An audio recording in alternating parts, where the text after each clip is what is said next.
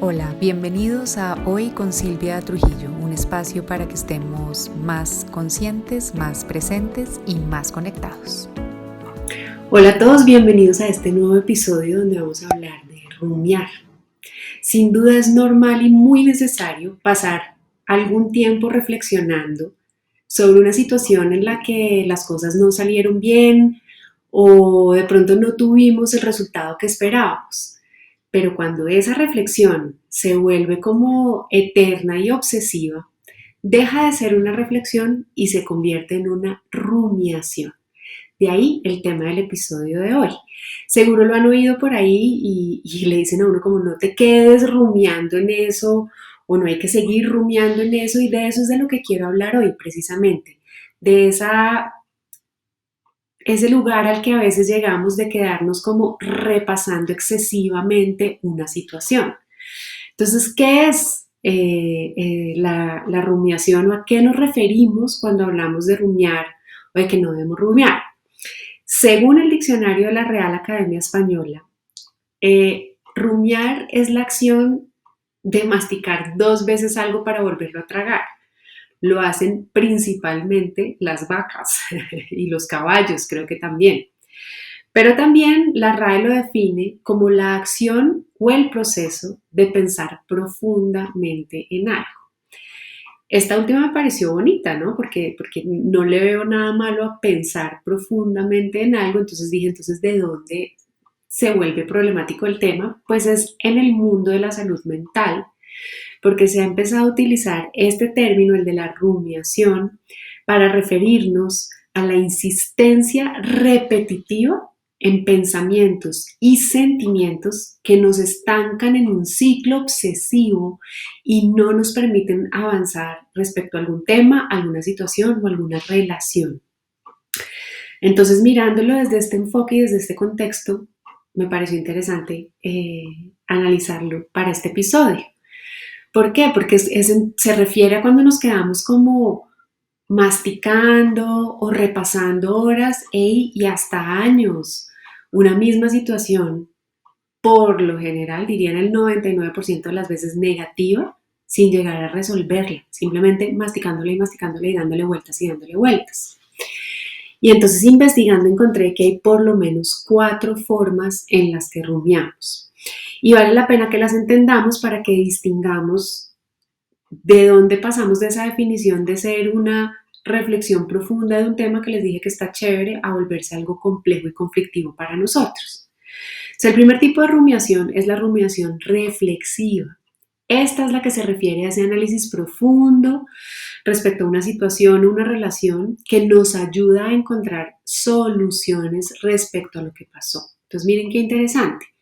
Lleva un análisis, pero encuentra una solución, pasa a la acción. El segundo tipo es la rumiación deliberada. Esta se entiende como la capacidad de mirar una situación desde diferentes perspectivas y lados para llegar a una conclusión integral de qué fue lo que pudo haber pasado. Entonces, miren que aquí también hay un análisis y después llega una conclusión, ¿no? Como que hay un objetivo, un propósito de la rumiación o del análisis. En tercer lugar, está la rumiación intrusiva. Y esta ya se refiere a esos pensamientos repetitivos que nos aparecen así como en automático y que son muy difíciles de controlar por nuestra parte.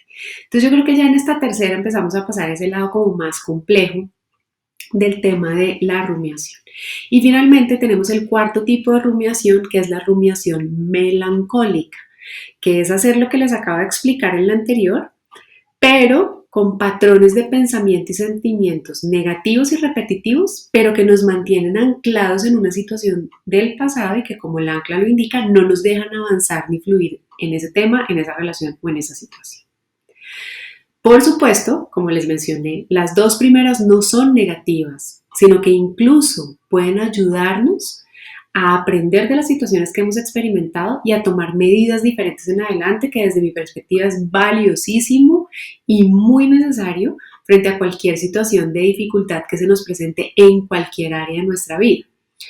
Pero cuando pasamos a los tipos 3 y 4 de rumiación, es decir, a la intrusiva, o sea, que nos brinca en automático, y la melancólica, en la que nos deja atados en el pasado, entramos en ese círculo vicioso tipo rueda de hámster, ¿saben? Con nuestros pensamientos negativos que solo nos lleva a crear más ansiedad, a terminar generando fobias, adicciones y, según lo que leí e investigué, hasta depresiones. Entonces lo que entendí, dije, wow, muchas veces nuestros estados de ansiedad no están respondiendo a algo que está pasando en este momento, sino pueden estar respondiendo a algo que nuestra mente está recordando o en lo que está rumiando.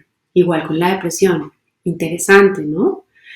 Entonces, a partir de ahí, de todas esas situaciones negativas, ese rumiar puede llevarnos a una espiral de profecías autocumplidas en las que inconscientemente confirmamos y repetimos los mismos pensamientos y sentimientos negativos una y otra vez. Miren que aquí yo no reflexiono para aprender o reflexiono para tomar un aprendizaje, sino que repito tanto el pensamiento negativo que lo sigo cumpliendo en la realidad y lo sigo viendo.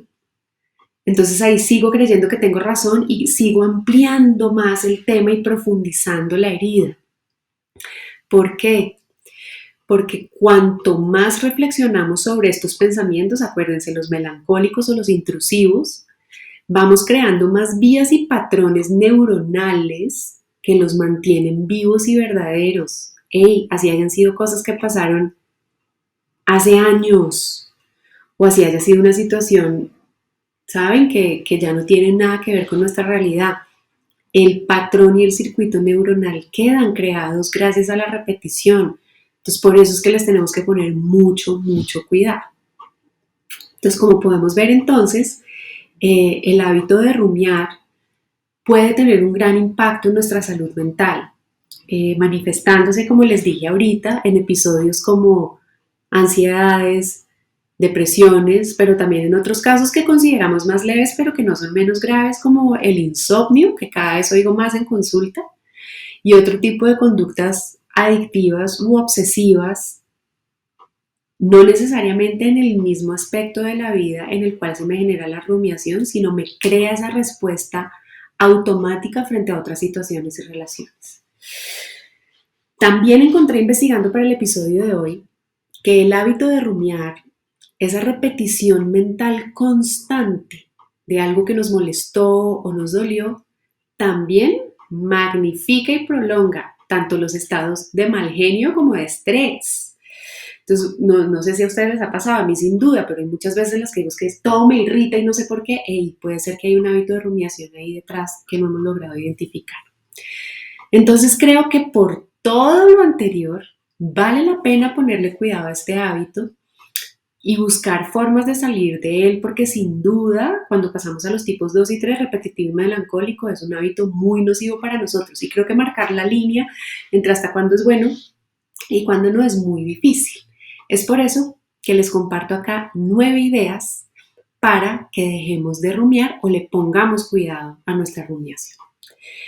La primera idea es tener preestablecidos y predefinidos hábitos de distracción saludables. Cuando nos damos cuenta que estamos rumiando y uno se da cuenta, porque principalmente lo va a sentir es sus emociones, cuando uno se siente incómodo, ansioso, puede considerar esta emoción incómoda una invitación a parar de hacer lo que sea que esté haciendo y ponerme a hacer algo mucho más saludable. Leer, caminar, ordenar el cuarto, llamar a un amigo, ver una mata, qué sé yo, cualquier otra cosa que ustedes disfruten hacer. Cambiar la actividad en el momento que me doy cuenta que estoy en la rumiación incómoda me ayuda a romper el patrón mental y con ello a romper el circuito, y así no solo salgo inmediatamente del ámbito nocivo, sino que no dejo que se repita en el tiempo. La segunda recomendación es conocer nuestros factores desencadenantes de la rumiación. Todos tenemos diferentes factores desencadenantes o triggers para temas de dificultad emocional. Hay ciertos lugares, hay situaciones, hay cosas o hay hasta personas que nos activan el hábito de la rumiación. Entonces, la próxima vez que se sientan rumiando, miren a ver dónde están, con quién están o qué está pasando para tratar de identificar y no entrar en el loop de la rumiación. La tercera recomendación es mover el cuerpo.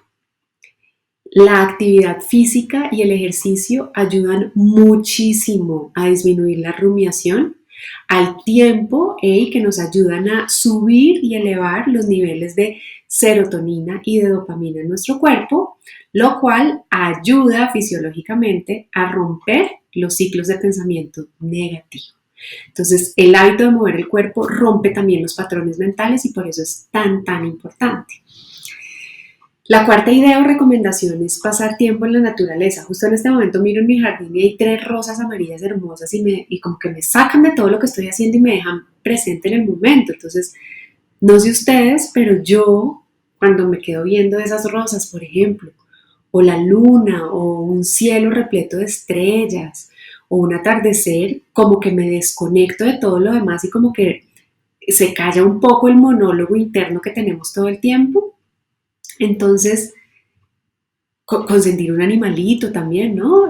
Entrar en contacto con la naturaleza es increíblemente curativo y nos ayuda a salirnos del diálogo y de la rumiación mental negativa. La quinta idea o recomendación es conversar con esos pensamientos negativos que se están forjando en nuestra cabeza. Quienes trabajan conmigo en consulta o me han oído más veces saben que esta técnica yo la utilizo muchísimo para muchas cosas. Y lo que podemos hacer es cuando empecemos esa historia sin fin mental que dice y se acuerda de todo lo malo y lo feo que pasó, en vez de dejarla ser un monólogo, volvámosla, un diálogo. Y así, de a poquitos, le vamos quitando poder e intensidad a los pensamientos negativos repetitivos porque no los estamos dejando libres y sueltos a hablar. ¿Cómo? Entonces les empezamos a dar respuestas racionales y honestas a sus argumentos que por lo general no son muy racionales ni muy honestos. Y así vamos logrando calmarnos y parar la rumiación sin enfrentarla porque acuérdense que el choque genera mayor reacción. La siguiente recomendación es escribir. Yo no me canso de decir que escribir es profundamente terapéutico. Poner estos pensamientos repetitivos en el papel, en primer lugar, les da un lugar a donde ir, los saca de nuestra cabeza. Y en segundo lugar, nos permite mirarlos desde otra perspectiva y ahí hay mucho cambio y eso ayuda a que la mente se aclare y se apacigue. Aquí, por favor, perfeccionistas como yo, no hay que preocuparse por la gramática, la ortografía, si la letra quedó bonita.